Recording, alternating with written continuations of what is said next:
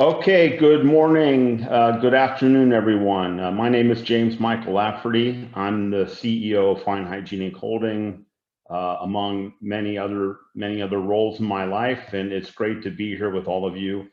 And we're going to spend a few minutes talking about a case study of women's empowerment and why we need dramatic change. Now, to start, as you can see, I'm a man, I'm a white male, and people will ask me, why do you care so much about women's empowerment? And it's a good question. Why do I care? And there's really two reasons. The first is a very specific and based on righteousness, and it's the right thing to do. And there's no one that says it better. I've been coaching female athletes for the last almost 40 years, coaching women in track and field and different sports. And it's been important to me to use sports as a tool to teach and to empower women to believe in themselves and to have opportunity. And there's a coach, Muffet McGraw. She's a coach of the national championship women's basketball team in the US. And I don't know if you've ever seen it, but she was in a press conference several years ago, and she kind of went on uh, a bit of a rampage about women's empowerment. And what she said was so brilliant and so clear.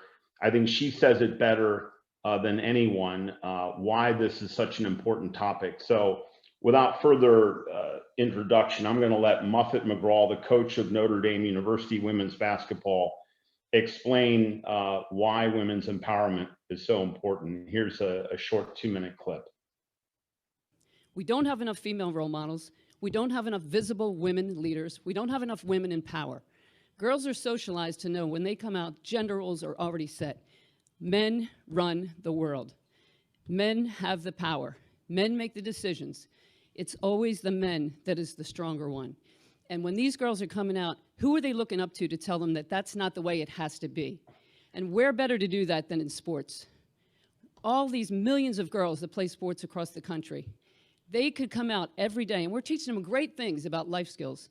But wouldn't it be great if we could teach them to watch how women lead? This is a path for you to take to get to the point where in this country, we have 50% of women in power. We have right now, less than 5% of women are CEOs of Fortune 500 companies.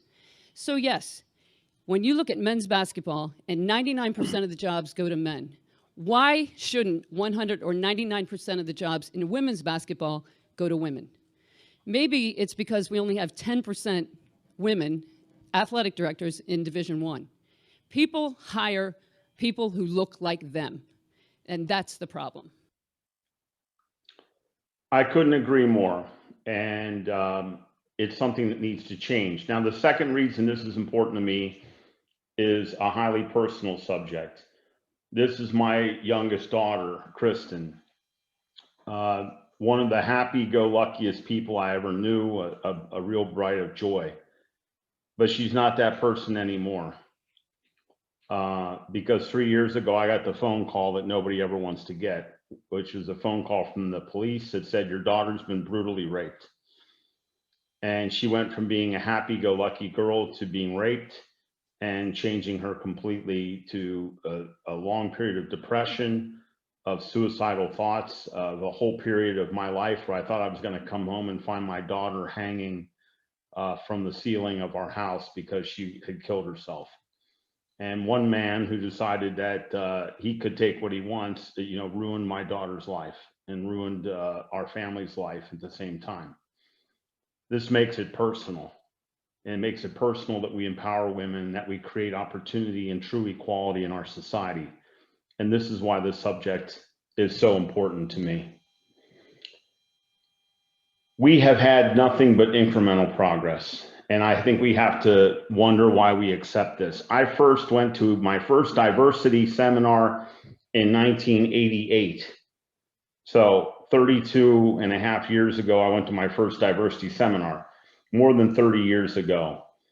When you look back at that year, what was happening in the world? Here were the top stories when that happened. The Soviet Union, which doesn't even exist anymore, was pulling out of Afghanistan. That's how long ago this was.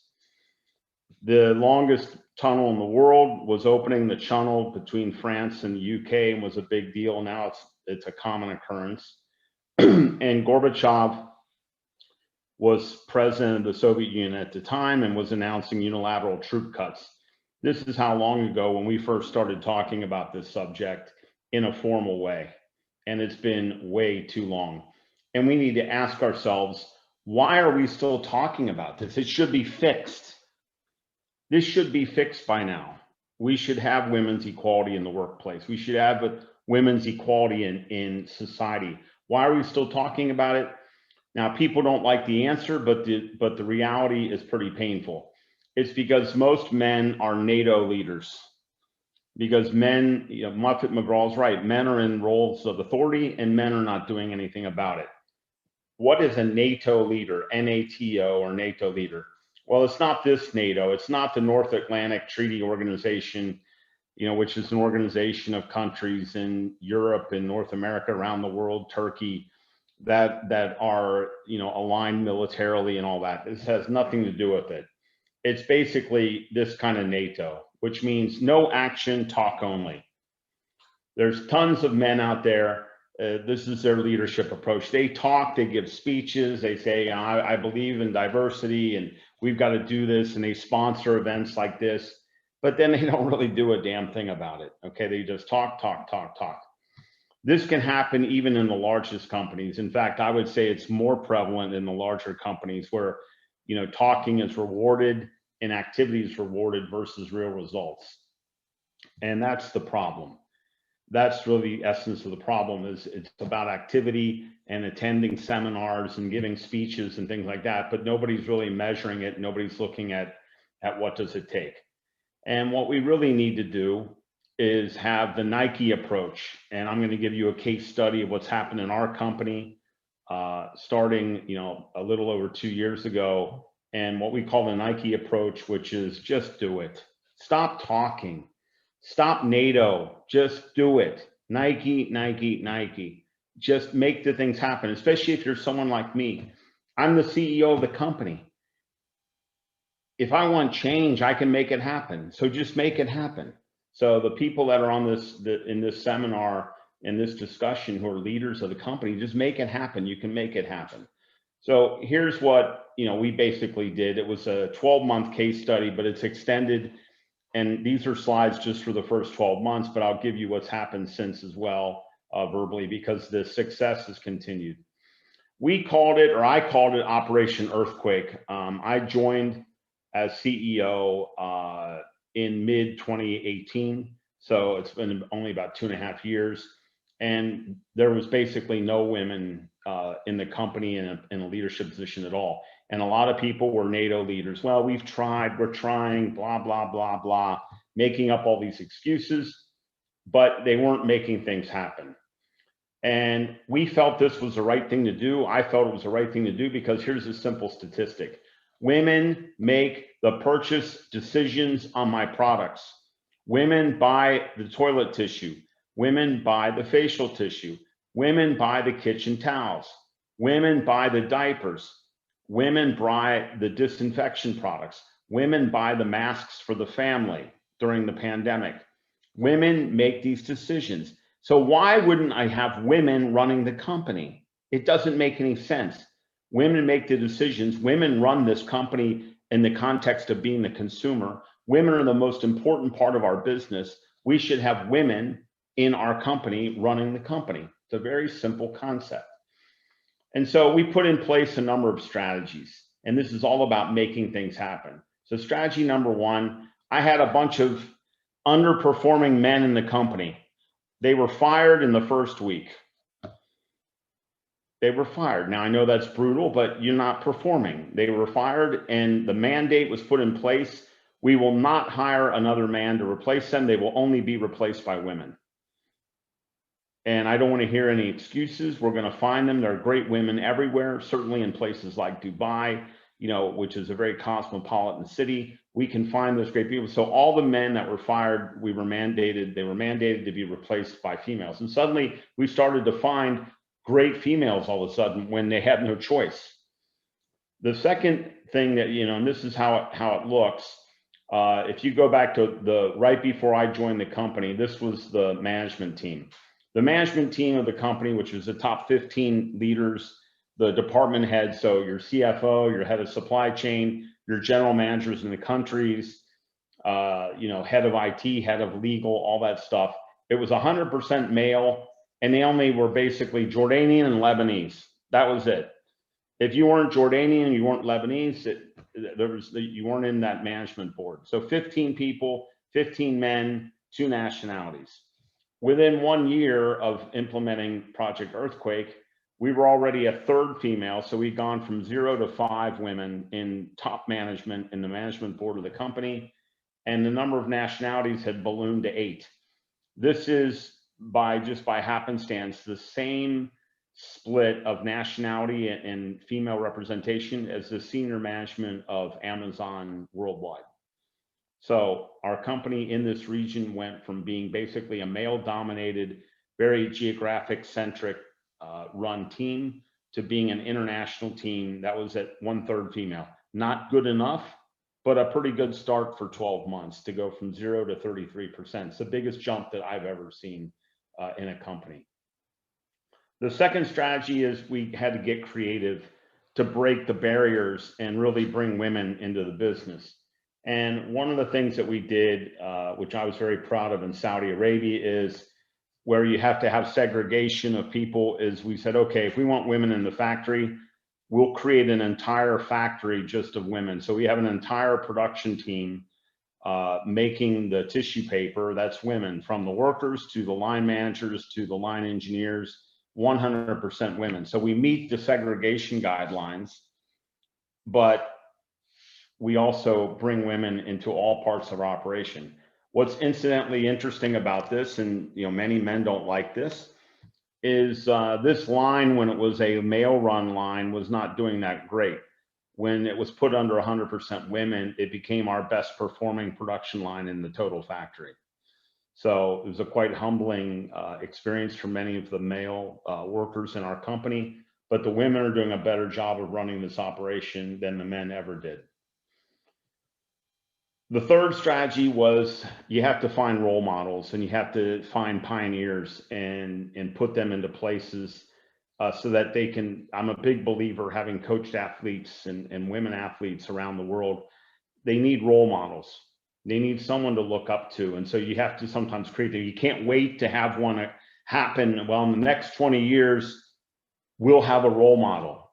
You need to engineer role models and make them happen. So in 2018, in the summer of 2018, when Saudi Arabia opened up driver's license for the first time, the barriers to putting women in sales fell down for the first time, because now women could drive from customer to customer. And the first sales rep in Saudi Arabia was hired within 2 weeks of the driver's license being issued. Was this lady, Isra, who is one of our top sales reps in Saudi. She got her driver's license and we hired her on the spot. We now have multiple women in sales in Saudi Arabia, and we protected Isra, and we took care, we took care of her, watched out for her, and she was our pioneer that created an example, and she did a great job. There were some customers that would push her away. We didn't listen to that. We told the customer, we stand behind our person. And she was our first female. In fact, she was the first female sales rep in all of Saudi Arabia. And we made a mission of doing that. The minute the driver's license were issued, we were interviewing people to put them into sales jobs. And then the last strategy is you have to protect these people. And this means that the leaders have to be strong enough to know that there's some people who get vindictive. There's some people who get angry and they say, I don't like this. And we did have a problem in Saudi Arabia. When we started to hire women, when I put in the all women's line, when we hired Isra and others, some of the men got very upset because they viewed it as threatening. And I literally had to go up there and explain to them the concept of, don't get bitter that women are taking higher jobs than you. Get better. Don't get bitter, get better. And we had a lot of bitter folks, and there was lots of rumors and lots of nasty things going on. it got to the point that I had to go up and meet with the entire team in Saudi Arabia. And this is the meeting live at that time. Now, all the men were together, the women were segregated. You can see a lot of the women taking notes and doing stuff. You see a lot of men with their arms crossed. They weren't happy because what I told them was the following. I said, if you don't like that we are putting women in the positions of authority in this company, there are 2 doors in the back of the room. You can leave and I accept your resignation. Now, nobody left, but this calmed down the negative atmosphere because people knew we were not messing around. But there was a lot of shakeup to the male-dominated organization that we had. And I needed to tell the women that they were protected. All of them have my cell phone number. All of them can talk to me privately. All of them have a direct line to the CEO. Why? Because they need mentoring and they need protection, because not all men are open-minded. Some men are weak, and the way that they win is by keeping other people down. And that's not going to happen in our company. We're a meritocracy. If you're a great man, you can get promoted. If you're a great woman, you get promoted. We don't care about your nationality. We don't care about your religion. We don't care about anything. We care about what you can bring to the company. And sometimes you have to do these types of activities. Now, what happened on the business, it's incredibly straightforward. In fact, it's shocking, and this is all very hard data. So I'm going to show you the profit progress by quarter versus the same period year ago. So if you go back into 2017 Q3, our profits were down 80% versus the same period in 2016. That's pretty bad. That means you're almost break even or bankrupt. If you go to the next quarter, it was down 86%. I mean, this company was dying. If you go to the first quarter of 2018, it was down 64%. So this keeps going down versus the previous period. It's getting pretty bad. I mean, we were on our way to having the company fall apart. By the end of quarter 2, it was still down 42%. This is negative upon negative. This is a disaster. It's not getting better. You see the line going up, but it's not getting better. It's still negative versus the same period a year ago. So it's pretty bad. Now, at the end of quarter 2 is when we started Operation Earthquake. And it was done very quickly. I mean, those top men were fired in week 1. And the women were in within a couple of weeks. I mean, it was fast, okay? And we started to see some changes. The first quarter that they were all together, we doubled the profit, 100% growth in the profit. The next quarter, it was 128%. The next quarter after that, 78%. Over that whole period, it was a plus 90%, 91% growth in profit. Now, this is only through a part of 2019. What happened in 2020 till now? Here's the simple number. The profits are up 400%. In 2 years, our profitability is up 400% since Operation Earthquake. 400% in 2 years. That's a very unprecedented profit growth in the industry of consumer goods. So what's the conclusion of this all? Is we've got to stop the NATO behaviors. If you're in a leadership position, you're in this discussion, stop talking. Just go out and do it. And it starts with those Nike behaviors. That's the conclusion. Just go and do it. You can change the game. You can change it right now. You have the power to do that. Just go ahead and make it happen. And that is it. And I hope that that is helpful. And I hope that that inspires you. And we're not there yet. We're not fixed. We're not at 50% where we need to be, but we're getting there. And we'll be there very, very soon. So if I can ever be of help to anyone, you can always get in touch with me. That's my website, and you can reach out to me. I hope this was helpful, and I thank all of you, and I will turn it over to the team. Thank you very much.